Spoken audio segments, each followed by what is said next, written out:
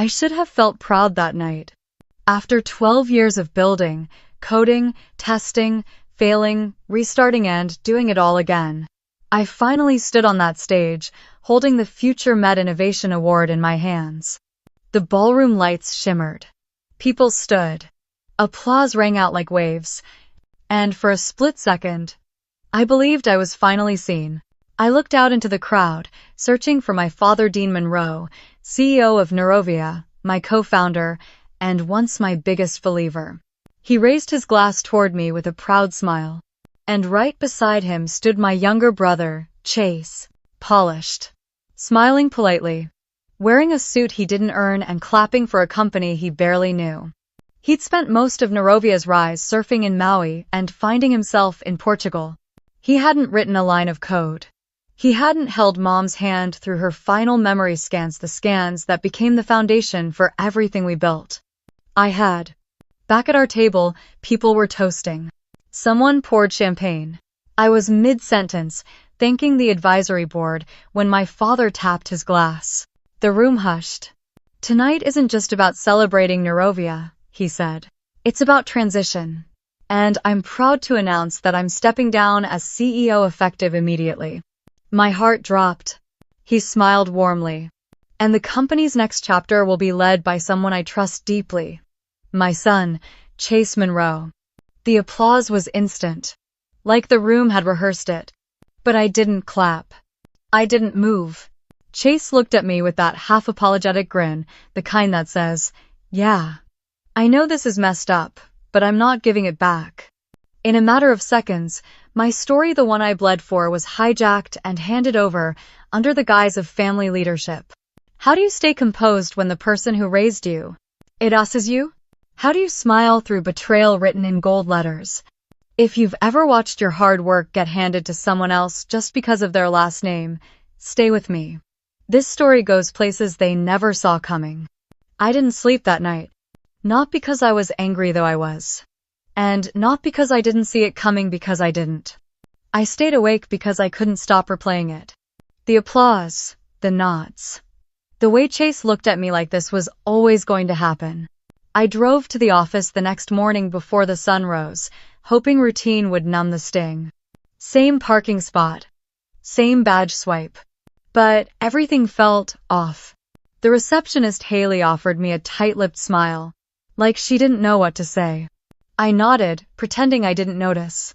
Upstairs, the elevator dinged open on the executive floor. The place was quiet. Too quiet. No welcome back energy. No congrats on the award signs taped to my door like before. I pushed open my office door. My chair was still there. My photos still framed on the shelf. But my nameplate was gone. Instead, on the glass wall outside my office, someone had added a new vinyl decal. Chief Executive Transition Suite. I blinked. That used to be my name. Now it was just a placeholder for something I no longer held. I sat at my desk, opened my laptop, and tried logging into our system dashboard. Access denied. I stared at the screen. Tried again. Still nothing. I opened my inbox.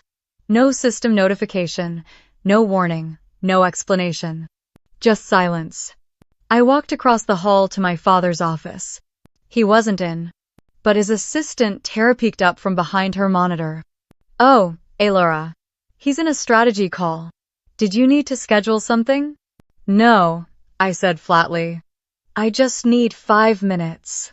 She hesitated, then shrugged. "You can wait inside if you want." I didn't. I turned around and walked out. Instead, I took the stairs 2 floors down to the dev wing. The place I used to live in. That's where I ran into Jason, one of our senior engineers. We'd spent 5 years optimizing neural latency together. He looked startled. "Elara," he said carefully. I thought you weren't back till next week." "I never left," I said. "Have you seen the new product deck?" He nodded slowly. "Yeah, it was, finalized yesterday." He reached over to the printout station and handed me a bound mock-up. I flipped to the cover. There was Chase, in a lab coat, arms folded, smiling. Redefining the future of cognitive health. I turned the page. No mention of me. No tagline I spent years refining. No quote. No vision statement from our original manifesto. Nothing. Just bullet points. Speed. Market share. Disruption. It read more like a fintech pitch than a human-centered medtech solution. And then I noticed something else. The hallway photo wall our founder's gallery was gone. So was the framed print of my mother's EEG scan that had inspired the first iteration of our algorithm. I checked the hallway. Just a clean wall now. White. Empty. Like none of it ever existed. Back in my office or whatever they called it now, I stared out the window, unable to shake a single, sinking truth. I wasn't just being replaced. I was being rewritten. And the worst part? No one was even trying to hide it. I don't know what I expected the next morning. Maybe an apology email. Maybe a calendar invite from my father, asking to clarify things. But instead, I woke up to a text from an old colleague. Hey, just saw Norovia's new website. Did you leave the company? I blinked. I hadn't touched the company website in months. It felt too raw, too polished in all the wrong places. But I clicked the link anyway. The home page loaded. And there he was. Chase Monroe. Front and center, standing in front of a neural mapping interface with the words. Founder and visionary CEO. I scrolled. 3 new department heads I barely knew. No mention of me. No co-founder. No chief of engineering. Not even a special thanks. I wasn't just missing. I'd been scrubbed. I stared at the screen so long my coffee went cold. Part of me wanted to believe it was just a miscommunication. So I drove in. Again. Same office, same desk, same floors I'd walked for a decade. But this time, when I swiped my badge at the entrance, nothing. Red light. Again. Blink. Blink. No access granted. I buzzed reception. The line picked up. It was Haley again. Her voice was softer now. Hi, Elara. I was told you should wait downstairs. HR is coming down to meet you. Hood? Do you want coffee? Number, I said. I want my company back. Asund. 20 minutes later, Heather from HR walked in holding a beige folder and that expression I'd seen used at exit interviews before, too polite, too practiced. We sat down in the side lounge. She slid the folder across the table. This is a revised consultancy agreement, she said. You'll retain the honorary title of legacy advisor, no executive access. Limited contact hours. I opened it. There was also an updated NDA, tighter than anything I'd written a decade ago. My name was barely mentioned. I didn't sign. I didn't even speak. I closed the folder and walked out. In the lobby, just as I reached the doors, someone touched my arm. Elara, a voice whispered. I turned. It was Liam, one of the junior engineers I had mentored during his internship. He looked nervous, eyes darting around. I shouldn't be talking to you, he muttered, but you should hear this. In Sogri, he slipped a small USB into my coat pocket and disappeared before I could ask anything else. That night, I plugged it in. It was a recording. A boardroom pitch. Chase, trying to walk investors through the tech I'd spent 12 years developing. He mispronounced acronyms. Skipped over crucial specs. When asked about our memory recall model, he paused, then deflected. One of the investors cut in. Wasn't this Elara's area? No one answered. I didn't know whether to laugh or cry. The next morning, I got a single message from Liam. They let me go. No explanation, just a badge cancellation. But I owed you that much. You taught me more in 6 months than Chase ever will. I stared at the screen, and something broke quietly, like glass under pressure. They weren't just removing me. They were punishing anyone who remembered I'd ever been there. And for the first time, I realized this wasn't just a restructuring. It was an erasure. I didn't go back to the office the next day. I couldn't. Not because I was afraid, but because I didn't want to see the place where I used to belong, now carrying on as if I never existed. Instead, I sat at my kitchen table, the same one where I drafted Neurovia's first technical blueprint on the back of a napkin. Back when it was just an idea and a hope. Now it was a brand I couldn't recognize as shiny, soulless, and no longer mine. Around noon, I received a new email from an unfamiliar address. Subject line, Marketing Revision Approval. I almost deleted it, assuming it was another stray memo. But then I saw the CC field. Chase Monroe. And somehow me. Accidental. I clicked it open. It was from Rena, the new head of marketing. A note to Chase confirming that the revised brand deck was complete and that all emotional narrative language had been successfully removed. Chase wants a clean pivot, she wrote. No sentiment. No legacy. No founder callbacks. I stopped breathing for a moment. No sentiment. No legacy. No me. It echoed louder than any press release. Like someone rewriting my obituary while I was still in the room. I closed my laptop, got in the car, and drove not toward the city, but in the opposite direction. I don't even remember thinking about it, my body just knew. 2 hours later, I pulled into a small parking lot outside the original Neurovia lab, now a satellite building used for onboarding interns. The place was nearly empty, but the memories inside? Still loud. I pushed open the back door with my old key. It still worked. The hallway smelled the same. That mix of toner ink, whiteboard markers, and cheap coffee. On the far wall, there used to be a framed photo of me and Mom, taken the night before she entered memory care. She had been smiling through her confusion, gripping my hand like she still remembered I was hers. That photo had anchored me. Reminded me why I started all this. Now, gone. Only the empty hook remained. I stood there staring at it longer than I'd meant to. Eventually, I walked into the adjacent storage room. Dust-covered boxes lined the walls. On one of them, scribbled in black marker, Prototype 0,2. Monroe. My handwriting. I ran my hand over the lid but didn't open it. Not yet. It felt too much like opening a casket. And the truth was, that's exactly what it was. This wasn't a transition. It wasn't a rebrand. It was a funeral. A slow, clinical burial of everything Neurovia once stood for. And I was the only one left attending. By Thursday, I had convinced myself it was just protocol. Just some messy internal politics that would settle if I stayed professional, stayed calm, stayed visible. There was a product trial scheduled that day. A big one. An internal test of the updated memory mapping overlays the ones I'd spent 6 months refining. I had led that research from start to finish. It wasn't complete yet. It wasn't perfect.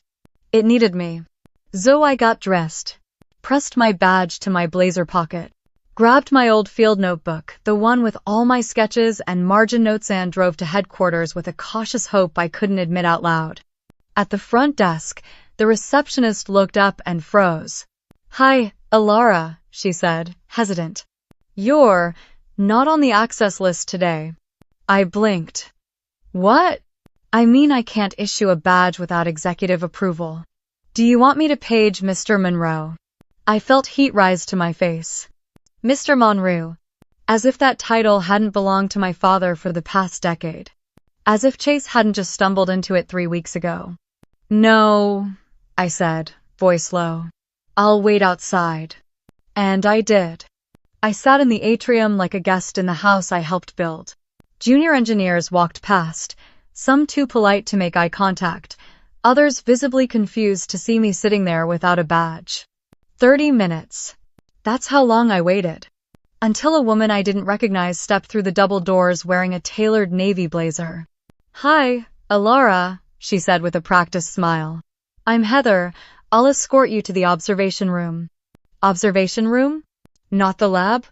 Not the team? I followed her in silence.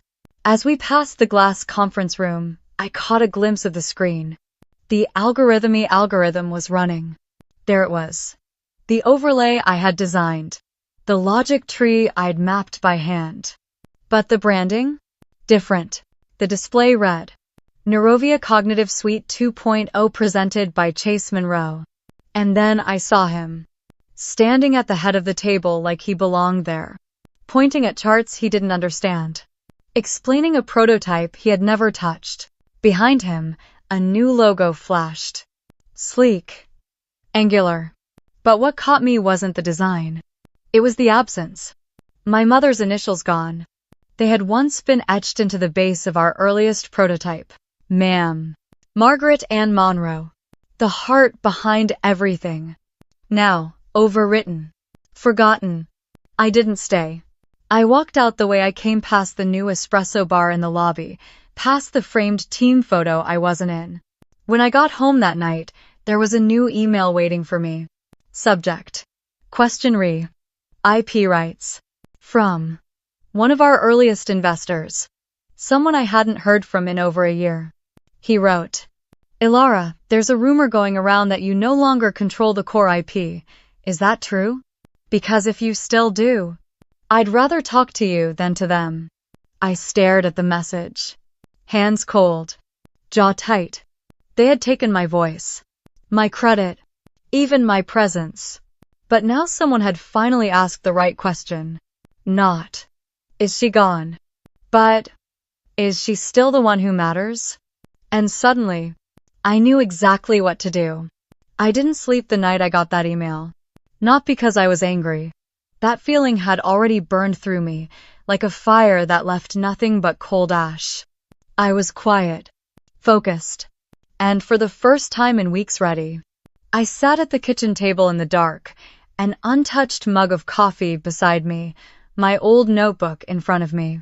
In the middle of a sticky note, I'd written one name in capital letters. Jared Beck.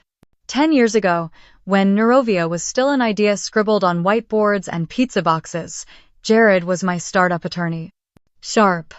Discreet. A little paranoid in all the right ways. He had been the one to warn me about early investors. About losing control too soon. At 8:03 a.m., I dialed his number. 3 rings. Then, Elara Monroe, he said. It's been a long time. I didn't waste words. I need the original IP filings. All of them.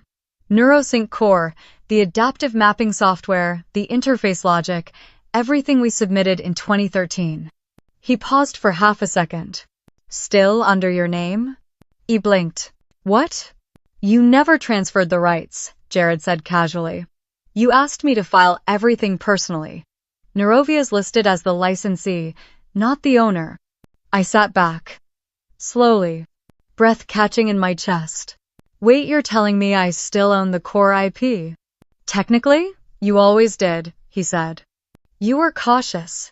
You made me draft the agreements so tight they could survive a hurricane. He chuckled. I didn't. Because in that moment, everything shifted. I hadn't just built the engine. I still held the keys. Jared promised to forward all documents by end of day. When the email arrived, I opened it like it might burn me. And there it was. A clause buried in legal language I remembered writing on a smudged whiteboard. The licensing terms. Condition of use. Paragraph 7.2. Licensee shall retain right to operate the proprietary system under the condition of adherence to original mission as outlined in Attachment B. I opened Attachment B. My words. Typed a decade ago. Still intact. 2. Provide memory rehabilitation and cognitive restoration rooted in dignity, particularly for individuals impacted by neurodegenerative conditions. Not growth. Not market penetration. Not disruption. Dignity. And Chase had just erased all of it. No sentiment. No legacy. Which meant no license. I sat there in silence. No music. No lights. Just the glow of the screen and the weight of everything it meant. They hadn't just forced me out. They had stepped off a legal cliff without even realizing it. And I was standing on the ground beneath them. For the first time since this all began, I didn't feel lost. I felt ensured. Certain. They could erase my title, scrub my name from the site, pretend I was never there. But they couldn't run what I built. Not without me. I didn't tell anyone I was leaving town. No text. No calendar block. No status update. I just drove. The air thick with the weight of something shifting. 2.5 hours north of the city, down a winding 2-lane road that cut through pine trees and silence, sat a house no one had lived in for years. My mother's house. The shutters had chipped. The mailbox hung crooked. The path to the porch was half covered in leaves. And yet everything about it still felt like her. I let myself in using the same key she'd always hidden behind the ceramic planter. The inside smelled of cedar, dust, and memory. I didn't turn on the lights. I didn't need to. I went straight to her old bedroom. The green dresser still stood against the far wall. Bottom drawer, left side. Just like I remembered. Inside, a lockbox. The key was taped beneath it exactly where I'd left it 6 years ago. I sat on the bed and opened it. There were layers of paper and pieces of time. The original napkin sketch of our neural interface. A dog-eared patent draft with my scribbles all over the margins. 3 prototype casing surly acrylic, half melted in places. And her lavender notebook. I opened it carefully. Most of the pages were loose thoughts, fragments, names, phrases, things she had written when her memory began slipping through her fingers. But near the center, in steadier handwriting, one line stood alone. Elara's brain saves others. I just hope no one ever tries to steal it from her. I froze. Read it again. And again. It wasn't poetic. It was prophetic. Chase hadn't just taken a company. He was trying to rebrand my mind. My mother's vision. Our legacy. I spread the files out on the dining table, like forensic evidence from a crime scene. No team. No whiteboards. Just me and the raw blueprints of who I had been. Then, I opened a blank folder on my laptop. And I named it Lyra. Note Neurovia. Not NextMind. Lyra short for Layered Yield for Restorative Adaptation. But more than that, it was the name Mom had once whispered to me after I explained how visual sequencing could anchor long-term memory. Call it Lyra, she said. Like the star. Bright enough to find your way back. Back then, I'd smiled and nodded. Now, I typed it in without a second thought. Lyra would be smaller, cleaner. Not a company. A mission. A non-profit platform for memory care innovation free from investor interference, boardroom egos, and vanity metrics. It wouldn't compete. It wouldn't campaign. It would serve. This wasn't about launching a new venture. It was about reclaiming what mattered before it got twisted beyond recognition. I wasn't angry anymore. Anger burns fast and leaves you tired. What I felt now was colder, sharper, clear. They had locked me out of the building. Now I would lock them out of the technology. And this time, I wouldn't fight for my place in their story. I'd write a new one. By the time I finished writing the letter, I had rehearsed the moment 100 times in my head. But when I finally hit send, I felt nothing. No anger. No thrill. Just a silence so complete, it felt engineered. I had always assumed, foolishly maybe, that when the time came to take back control, it would feel like fire. Like revenge. But it didn't. It felt like pulling a plug. No noise. Just power leaving the room. At exactly 8 a.m., I sent the email to Neurovia's legal department. Subject line. Immediate revocation of IP licensing agreement. Ref. NSC. Lyra. 14-2B. The message itself was short. 4 paragraphs. Professional. Clinical. Per terms outlined in Section 7.2 of the licensing agreement signed July 2013, and due to a material breach of mission adherence outlined in Attachment B, I am revoking Neurovia's right to use, distribute, or modify the NeuroSync core framework, effective immediately. Diff. I included the attachments. The clause. The proof. The time-stamped screenshots of their rebranded vision deck. The investor pitch with no mention of memory rehabilitation. The scrubbed tagline. The erased initials. All active builds of NeuroSync v1.0 and v1.1 will cease receiving encrypted updates, 14 calendar days from receipt of this notice. That was it. No threats. No accusations. Just fact. Without those updates, every Neurovia system still running on my framework would enter legacy lockout mode. No calibration. No security patches. No optimization. And thanks to Jared's legal foresight, no way to reverse it without my biometric encryption. They could try to rebuild. Start from scratch. But that would take months. Maybe years. And in the meantime, they'd go dark. I didn't post anything on social media. I didn't call the press. I let the silence do the heavy lifting. But by 10:30 a.m., the ripple had already begun. My phone lit up with 2 anonymous inquiries from medtech news outlets. By noon, one headline had gone live. Neurovia faces licensing crisis. IP revoked by original inventor. And still, I said nothing. No interviews. No. Told you so. No victory parade. Just one quiet post on the Lyra microsite. Lyra, a nonprofit initiative advancing restorative memory technology in partnership with Colorado Regional Hospitals and 3 community care centers. Founded by Elara Monroe. That was it. No glossy logo. No portrait. No mission statement fluff. Just a line. Clean. Unapologetics. And finally true. That afternoon, as I stood by the window watching the wind stir the branches outside, my phone buzzed again. A voicemail. From my father. Elara, I think we need to talk. This could really damage Chase's future. Maybe yours too. Please, just call me. But he was wrong. It wasn't about damage. Not anymore. It was about boundary. Consequence. And the most frightening thing for them wasn't that I had finally acted. It was that I had done it quietly. With precision. Without permission. Because the moment I stopped needing their approval, I became the one they could no longer predict. The first crack appeared on a Tuesday morning, 5 days after I sent the letter. It was small at first, just a whisper on an industry message board. Someone asked if Neurovia's IP license had lapsed. No one answered. But the silence said enough. By that afternoon, the real tremors began. I heard from 2 investors indirectly. They weren't calling me.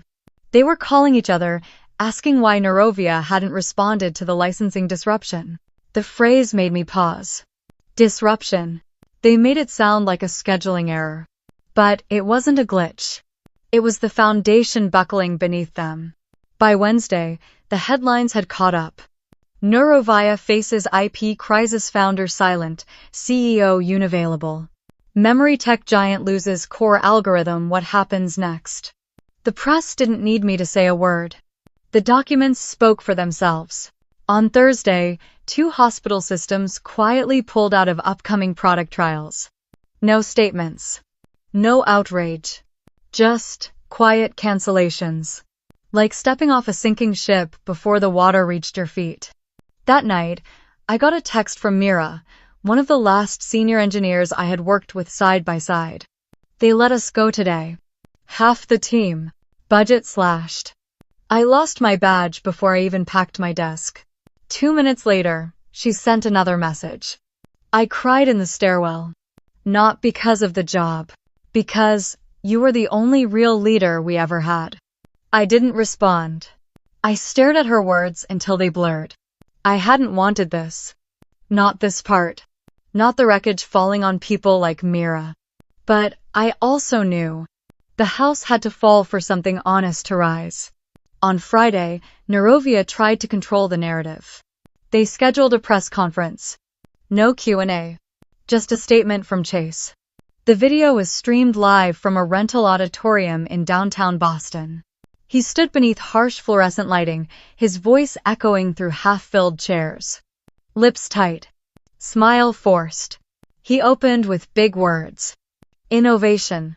Growth. Next generation pivot. But the questions came anyway faster, sharper than he expected. Who currently holds the rights to NeuroSync? Can you confirm whether Neurovia's systems will remain operational? Why hasn't Elara Monroe responded publicly? He dodged. He deflected. He sweat. And when someone finally asked him point blank, was the core technology ever legally transferred to the company? He froze, fumbled through his notes, then ended the briefing 5 minutes early.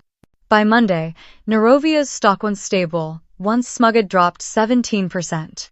3 more clinical partners suspended integration plans. The headlines were no longer asking if something had gone wrong. They were asking how long ago I had seen it coming. But I didn't reply. I didn't leak a quote. I didn't post a victory tweet. Because this wasn't a takedown. It was a correction. A silent shift back to truth. And as I sat in the quiet of my apartment, watching the lights go out one by one in a building I no longer called mine, I realized something. Sometimes collapse doesn't come with fire or sound. Sometimes it's just the lights going out, room by room, until only the architect remembers what it used to be. I didn't celebrate. Not when the articles came. Not when the board resigned. Not even when someone from Neurovia's legal team reached out with a thinly veiled request to revisit the terms. I didn't gloat. I didn't dance. I didn't even smile. Because this wasn't a victory march. It was a return to alignment. And honestly, it felt more like clearing debris than claiming ground. By Tuesday, the email from the Department of Public Health arrived. Subject line: Elara proposal approved. They had followed the quiet announcement. The one I posted to the Microcitino fanfare, no branding campaign, just a single paragraph and a purpose. Now, they wanted to partner. Not for a pilot. Not for a pitch. For a statewide rollout. 30 community care centers. 7 memory clinics. Thousands of patients. No boardroom. No investor pitch decks. Just a real chance to deliver what I had always dreamed of. Restoration. With dignity. I reread the message twice. Not because I didn't believe it, but because it was the first time in a long time someone had looked at what I'd built and said, "This matters." That same day, I walked into the new Lyra workspace. It was small.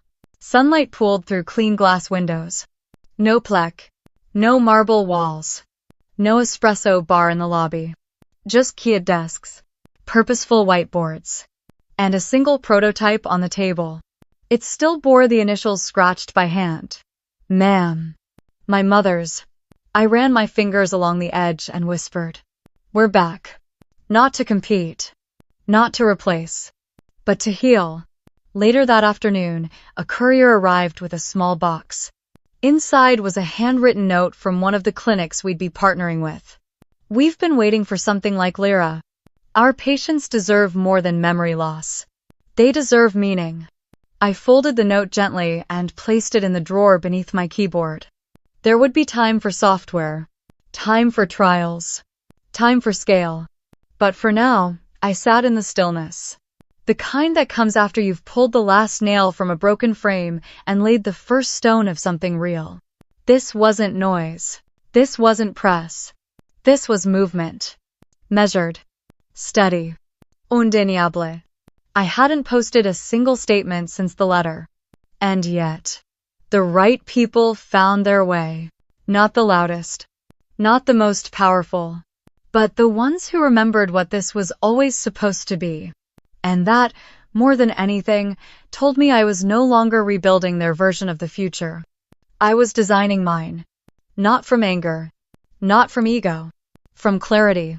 Because when the dust settles and the noise dies down, the only thing left standing is what was built to last. It was just after 4 when I heard the knock. Not a buzz. Not a doorbell. A slow, deliberate knock. Like someone asking to enter a space they weren't sure they were still welcome in. I stood from my desk and walked to the front. There, framed in the glass, stood my father. Dean Monroe. Still in his charcoal suit, though it didn't sit on him the way it used to. His tie was loose. His eyes stared in a way that wasn't just physical. He looked smaller somehow. Or maybe I'd simply grown. I opened the door without a word. He stepped inside, his gaze scanning the Elara workspace. Clean lines. Soft light. No portrait. No branding. Just clarity.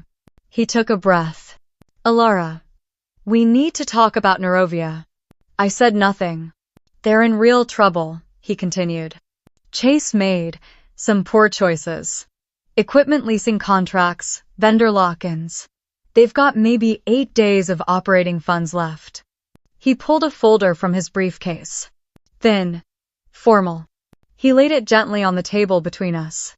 We were hoping, he said, you'd consider transferring back the IP license, or at least leasing it temporarily, just to stabilize the brand. Keep the Monroe name from collapsing completely. That word name landed harder than he realized. I walked over to the corner cabinet, opened it, and pulled out the original prototype, the one we built for Mom. The casing was scratched, the wiring exposed, but the initials at the base were still visible. M. Margaret Ann Monroe. I set it down, right beside his folder. Do you remember this? I asked. He looked at it for a long time, then nodded. Of course. That was ours. Oh, one. Yes, I said. It was. I met his eyes. So why did you give the next one away? He blinked. His mouth opened, then closed again. I thought Chase needed a chance. I thought you'd understand. I did. At first. Until he stood beside me on that stage, smiling while someone else took what I built. You didn't just back him, I said softly. You erased me. He took a step closer. This isn't revenge, Elara. I know you. You don't do revenge. I shook my head. You're right. This isn't revenge. I gestured around the space. To the quiet hum of purpose. To the whiteboard filled with clinical data. To the soft clink of tools in the prototype bay. This is reclamation. He looked down at the folder again. Didn't open it. Didn't push.